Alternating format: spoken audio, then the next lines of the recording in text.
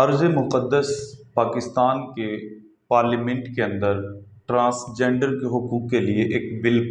پیش کیا گیا اور بتانے کی کوشش کی گئی کہ یہ بل ٹرانسجنڈر یعنی خواجہ سرا جو ہیں، جو پیدائشی طور پر نہ مرد ہیں نہ عورت، ان کے حقوق کے تعین کے لیے یہ بل پیش کیا جا رہا ہے۔ بظاہر تو جو چیز بتائی گئی کہ جن خواجہ سرا جو ہیں ان کے حقوق کا تعین کیا جائے، تو یہ بظاہر تو بڑی اچھی بات ہے کہ ان کے ٹرانسجنڈر جو ہیں، جو خواجہ سرا ہیں، ان کے حقوق کا تعین ہونا چاہیے اور ان کے حقوق کے لیے گائے بگائے آواز اٹھتی رہتی ہے اور ان کے جو حقوق ہیں ان کو ملنے چاہیے۔ بل کے اندر بظاہر تو یہ بات بڑی خوبصورت ہے اور بڑی اچھی ہے، اسلام نے بھی اس کو خواجہ سرا ٹرانسجنڈر کو حقوق دیے ہیں، لیکن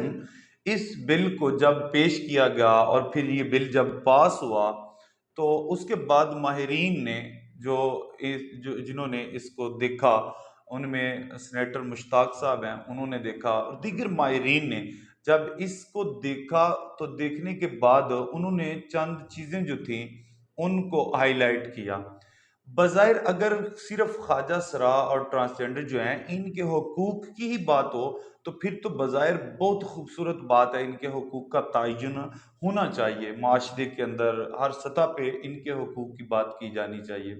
لیکن جس چیز کو ہائی لائٹ کیا گیا، کچھ چیزیں اس بل کے اندر ایسی ہیں کہ جو اسلام کے بھی خلاف ہیں اور شریعت مصطفیٰ صلی اللہ علیہ وسلم کے اندر جس کی جگہ اور گنجائش نہیں ہے، اور ویسے بھی انسانیت انسانی معاشرے کے اندر اقدار کے اندر ان چیزوں کو قبول نہیں کیا جاتا۔ اگر تو فقط ان کے ٹرانسجنڈرز کے حقوق کی بات ہو تو پھر تو کوئی مسئلہ نہیں ہے، لیکن جو اسلام کے خلاف شریعت مصطفیٰ صلی اللہ علیہ وسلم کے خلاف بات ہے، وہ ایک تو یہ کہ اگر کوئی بھی شخص وہ یہ صرف محسوس کر رہا ہو کہ وہ مرد نہیں ہے تو وہ نادرہ کے دفتر میں جائے اور جا کر اپنی جنس تبدیل کر لے کہ میں مرد نہیں میں عورت ہوں، تو اسے یہ اختیار حاصل ہے، وہ یہ کر سکتا ہے بغیر کسی کی اجازت کے، بغیر ٹریٹمنٹ، بغیر ڈاکٹروں کو دکھائے، وہ سارا کچھ اسے یہ اختیار حاصل ہے کہ وہ جا کے اپنی جنس تبدیل کر سکتا ہے۔ اسی طرح اگر کوئی عورت ہے اور وہ یہ محسوس کر رہی ہے کہ وہ عورت نہیں وہ مرد ہے، تو وہ بھی نادرہ کے آفس میں جائے اور جا کے اپنا جینڈر تبدیل کر لے، اسے اختیار حاصل ہے، وہ بھی کر سکتے ہیں، کسی سے اجازت کی ضرورت نہیں، وہ خود اگر محسوس کرتے ہیں تو وہ ایسا کر سکتے ہیں۔ تو اس سے آگے جا کے جو غلط لوگ ہیں وہ اس کا بڑا فائدہ غلط اٹھائیں گے کہ یہ پھر ہم جنس پرستی کی طرف مغربی معاشرے کی طرح اس کو لے جایا جائے گا، یعنی کہ اگر کسی مرد نے یہ محسوس کیا کہ وہ مرد نہیں وہ عورت ہے اور وہ جا کر نادرہ میں اس نے اپنی جنس تبدیل کر لی، کہ یعنی جنس مرد کی جگہ پہ اس نے اپنی جنس عورت کروا لی، اور کل کو وہ مرد جس نے اپنی جنس تبدیل کر کے عورت بنا ہے وہ کسی بھی عورت سے شادی کر لے گا تو قانون اس کو پروٹیکٹ کرے گا، قانون اس کو تحفظ دے گا، کہ کیونکہ نادرہ کے اندر جو اس کی رجسٹریشن ہے وہ ایک عورت کی طرح ہے، کہ وہ ایک عورت ہے، جنس اس کی عورت ہے، تو اس نے اگر کسی عورت کے ساتھ کسی مرد کے ساتھ اگر شادی کر لیا تو اس میں کوئی حرج نہیں، تو قانون اس کو پروٹیکشن پھر دے گا۔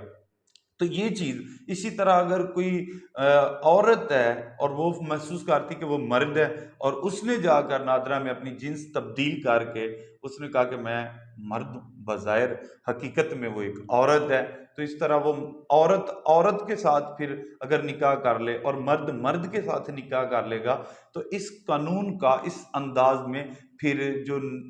فائدہ اٹھانے والے غلط لوگ ہیں وہ فائدہ اٹھائیں گے۔ تو ان چیزوں کو اسلام پسند نہیں، اسلام کے اندر ہم جنس پرستی کے اوپر بے شمار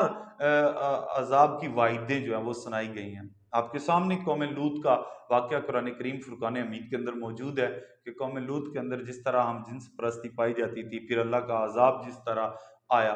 اگر تو فقط ٹرانسجینڈر جو ہیں، جو صرف خواجہ سرا ہیں، جو پیدائشی طور پر مرد اور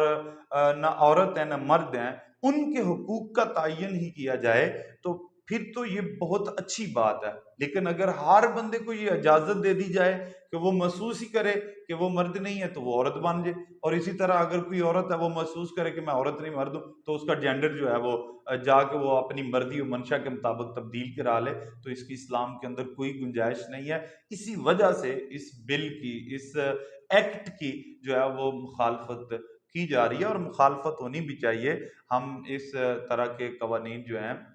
ان کو اپنی اس پاک ریاست کے اندر، ارض پاک کے اندر بالکل قبول نہیں کرتے، اور ویسے بھی یہ اسلام کے بھی مخالف ہیں اور انسانی اقدار کے بھی جو ہے یہ چیز مخالف ہے۔ تو اگر فقط یہ بات ہو کہ ان کے حقوق، تو ان کو حقوق اسلام نے دیے ہیں۔ اب اسلام نے ان کے بارے میں بڑی واضح طور پہ کہ ان میں جو دو طرح کے ہوتے ہیں، کسی کی زیادہ مشابہت جو ہے وہ خواتین کی طرف ہوتی ہے، تو ان کے اوپر خواتین والے جو احکام شرعیہ ہیں وہ لاگو ہوں گے، اور جن کی زیادہ مشابہت مردوں کی طرف ہوتی ہے تو ان کے اوپر مردوں والے شرعی احکام جو ہیں وہ جاری ہوں گے۔ اسی طرح ان کی نماز کا حکم ہے، اسی طرح ان کے جنازے کا حکم ہے، اسی طرح ان کے معاملات کا حکم ہے۔ تو ان کے حقوق کی آڑ کے اندر اگر کوئی ایسا بل پیش کیا جاتا ہے تو یہ ناجائز ہے۔